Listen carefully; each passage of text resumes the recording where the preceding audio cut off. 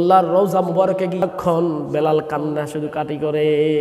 আবু বকর সিদ্দিক রাদিয়াল্লাহু তাআলা আনহু বলেন, ও বেলাল, তুমি রাসূলকে ভালোবাসো, আমরা কি ভালোবাসি না? হযরতে বেলাল বলে, ও আবু বকর ভাই, আপনারা রাসূলের রওজা মুবারক দেখলে, রাসূলের রওজা মুবারক দেখলে আপনাদের অন্তর সয়, কিন্তু আমি যখন রাসূলের রওজা মুবারকের দিকে তাকাই তখন আমার অন্তর আর মানে না। মসজিদুল হারামের সর্বপ্রথম মুয়াজ্জিন হলো হযরতে বেলাল। হযরতে বেলাল, কারণ বেলালের ইসলাম গ্রহণ আর অন্য সাহাবীদের ইসলাম গ্রহণের বেশ কম আছে না নাই? বেলাল ইসলাম ধর্ম গ্রহণ করার কারণে কত নির্যাতিত হয়েছে, সমস্ত শরীরকে কত বিক্ষত হয়ে গিয়েছিল, জিহ্বাগুলো ফুটান্ত কাঁঠা দিয়ে ফুটিয়ে দেওয়া হয়েছিল। গরম উত্তপ্ত বালুর উপরে বেলালকে শোয়াই ইহুদিরা টানতেছিল সারা দিন 24 ঘন্টায়, এদিক থেকে ওদিকে টানে, ওদিক থেকে এদিকে টানে, তার গায়ের চর্বি পর্যন্ত ঝরে গিয়েছিল। শুধু তা নয়, বিশাল বিশাল পাথর তার গায়ের উপরে চাপা দিয়েছিল। তারপরে হযরত বেলাল ইসলাম ছাড়ে নাই, মুহাম্মদ রাসূলুল্লাহকে ছাড়ে নাই। এই হলো বেলাল। শুধু তা নয়, এই বেলালের রাসূল যখন পৃথিবী থেকে বিদায় গ্রহণ করলেন, রাসূল পৃথিবী থেকে বিদায় গ্রহণের পর রাসূলুল্লাহর রওজা মুবারকে গিয়ে শুধু সারাক্ষণ বেলাল কান্না শুধু কাটি করে, শুধু কান্দে, শুধু কান্দে। হযরত আবু বকর বলেন, আবু বকর সিদ্দিক রাদিয়াল্লাহু তাআলা আনহু বলেন, ও বেলাল, তুমি রাসূলকে ভালোবাসো, আমরা কি ভালোবাসি না? হযরতে বেলাল বলে, ও আবু বকর ভাই, আপনারা রাসূলের রওজা মুবারক দেখলে, রাসূলের রওজা মুবারক দেখলে আপনাদের অন্তর সয়, কিন্তু আমি যখন রাসূলের রওজা মুবারকের দিকে তাকাই তখন আমার অন্তর আর মানে না। আমি আর থাকবো না, যে জায়গায় আমার রাসূল নাই আমি এখানে থাকবো না। হযরতে বেলাল চলে গেলেন সিরিয়াতে। অনেক দিন যাওয়ার পর হযরতে বেলালকে আল্লাহর হাবিব স্বপ্নে দেখালেন, বেলাল, ও বেলাল, তোমার কণ্ঠের আজান আমাকে কেন শোনাও না? সুবহানাল্লাহ বলেন না। রাসূল বেলালকে স্বপ্নে দেখালেন, বেলাল, তুমি আমাকে আজান কেন শোনাচ্ছ না? তুমি চলে গেলে কেন? আসো আজান দাও।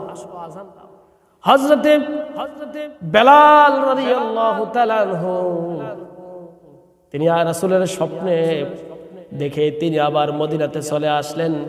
তাহাজ্জুদের সময় হযরতে বেলাল আসলেন।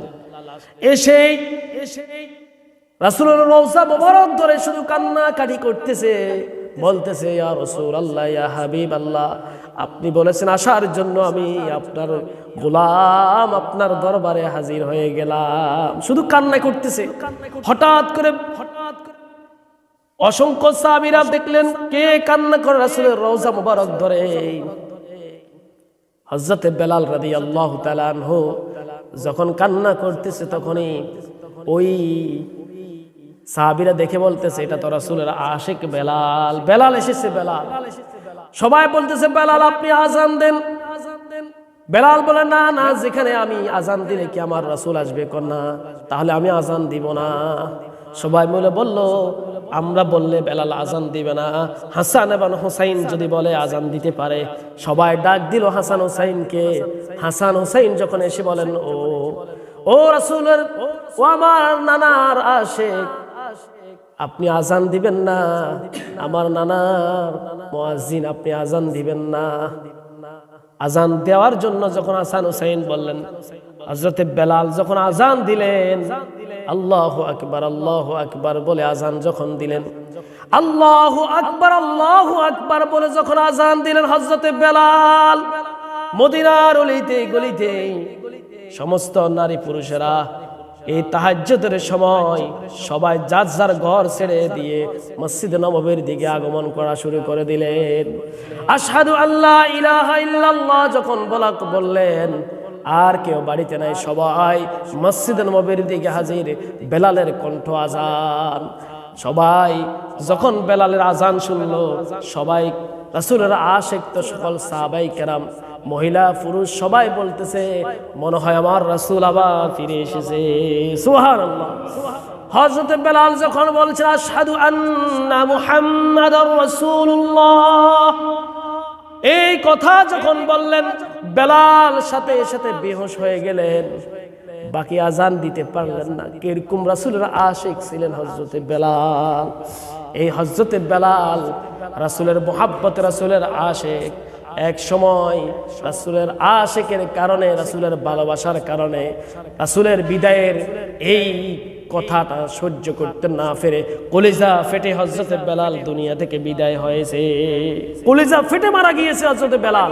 কি ভালোবাসা, আর আমাদের কি ভালোবাসা। তাদেরই তো জান্নাতের সার্টিফিকেট দুনিয়াতে পাবে, কি আমরা পাবো?